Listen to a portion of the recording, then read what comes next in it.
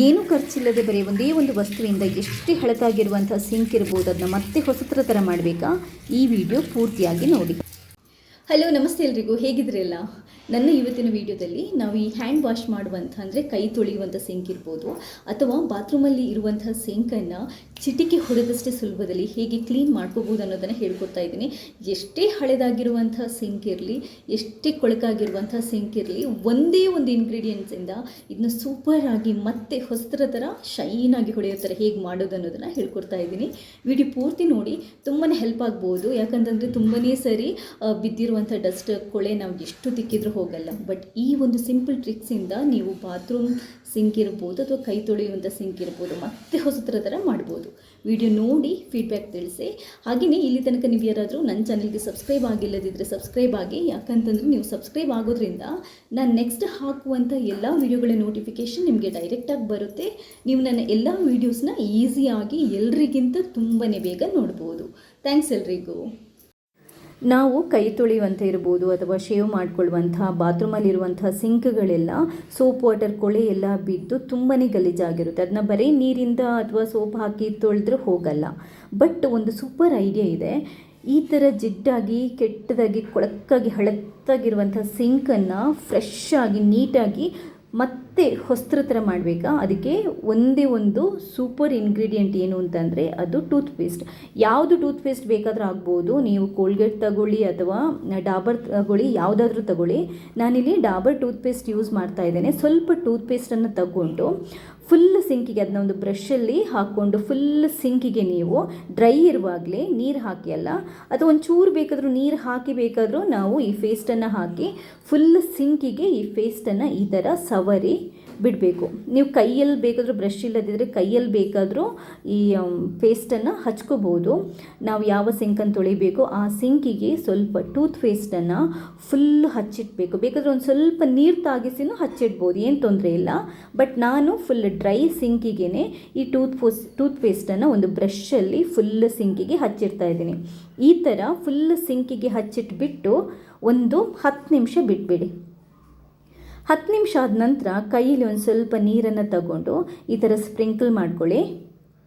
ಈ ಟೂತ್ಪೇಸ್ಟಲ್ಲಿ ಇದೆಯಲ್ವಾ, ತುಂಬಾ ಕ್ಲೀನಿಂಗ್ ಪ್ರಾಪರ್ಟೀಸ್ ಇರುತ್ತೆ. ಎಷ್ಟು ನಾವು ಈವನ್ ಅಡುಗೆ ಮನೆ ಸಿಂಕನ್ನು ಕೂಡ ಬೇಕಾದರೆ ಈ ಟೂತ್ಪೇಸ್ಟ್ ಹಾಕಿ ಕ್ಲೀನ್ ಮಾಡ್ಬೋದು.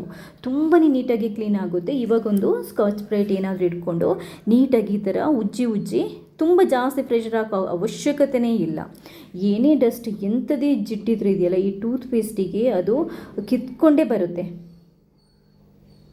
ನೋಡಿ, ನೀಟಾಗಿ ಒಂದು ಸ್ಕಾಚ್ ಬ್ರೈಟ್ ಇಟ್ಕೊಂಡು ಇವಾಗ ಇದನ್ನ ಈ ಥರ ತೊಳ್ಕೊಬೇಕು, ಉಜ್ಜಬೇಕು. ಆವಾಗ ಎಂಥ ಡಸ್ಟ್ ಇದ್ದರೂ ಕೊಳೆ ಇದ್ದರೂ ಬರುತ್ತೆ.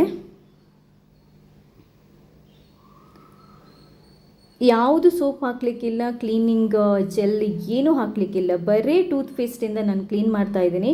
ಮತ್ತೇನು ಗೊತ್ತಾ, ಪಾಲಿಷ್ ಆದಂಗೆ ಆಗುತ್ತೆ. ಈ ಸಿರಮಿಕ್ ಟೈಲ್ಸ್ ಇರುತ್ತಲ್ವ ಸಿಂಕಿದು, ಅದು ಒಂಥರ ಈ ನಾವು ಟೂತ್ಪೇಸ್ಟ್ ಹಾಕಿ ತೊಳೆಯೋದ್ರಿಂದ ನೀಟಾಗಿ ಹೊಸತರ ಥರ ಪಾಲಿಷ್ ಹಾಕಿದಂಗೆ ಇರುತ್ತೆ. ಬೇಕಾದರೆ ನೀವು ನೋಡಿ ಪೂರ್ತಿ ವಿಡಿಯೋ ನೋಡಿ ಒಂದ್ಸರಿ ನೀಟಾಗಿ ನೀರು ಹಾಕಿ ತೊಳಿತೀನಲ್ವ, ಆವಾಗ ನಿಮಗೆ ಡಿಫ್ರೆನ್ಸ್ ಗೊತ್ತಾಗುತ್ತೆ. ಫಸ್ಟ್ ಎಷ್ಟು ಕೆಟ್ಟದಾಗಿತ್ತು, ಇವಾಗ ಈ ಟೂತ್ಪೇಸ್ಟ್ ಹಾಕಿಬಿಟ್ಟು ಇದನ್ನ ಕ್ಲೀನ್ ಮಾಡಿದ ನಂತರ ಎಷ್ಟು ಚೆನ್ನಾಗಾಗುತ್ತೆ ಅಂತ ನೀವು ಈ ಪೂರ್ತಿ ವಿಡಿಯೋ ನೋಡಿದರೆ ನಿಮ್ಗೆ ಗೊತ್ತಾಗುತ್ತೆ. ನೀಟಾಗಿ ಒಂದ್ಸರಿ ಈ ಪೇಸ್ಟ್ ಹಾಕಿದನ್ನೆಲ್ಲ ತಿಕ್ಬಿಟ್ಟು ಕೊನೆಗೆ ನಾವು ನೀರು ಹಾಕಿ ಕ್ಲೀನ್ ಮಾಡ್ಕೊಂಡು ಬಿಡೋಣ. ಪೂರ್ತಿ ನೀರು ಹಾಕಿ ಒಂದ್ಸರಿ ಕೈಯಿಂದ ಉಜ್ಜಿ ತೊಳೆದ್ರೆ ನೀಟಾಗಿ ಹೋಗುತ್ತೆ. ನೋಡಿ, ಇವಾಗಲೇ ನಿಮಗೆ ಡಿಫ್ರೆನ್ಸ್ ಗೊತ್ತಾಗುತ್ತೆ. ಆವಾಗಿದ್ದ ನಮ್ಮದು ಸಿಂಕಿಗೂ ಇವಾಗ ನೋಡಿ ಯಾವ ಥರ ಆಗಿದೆ ನೋಡಿ.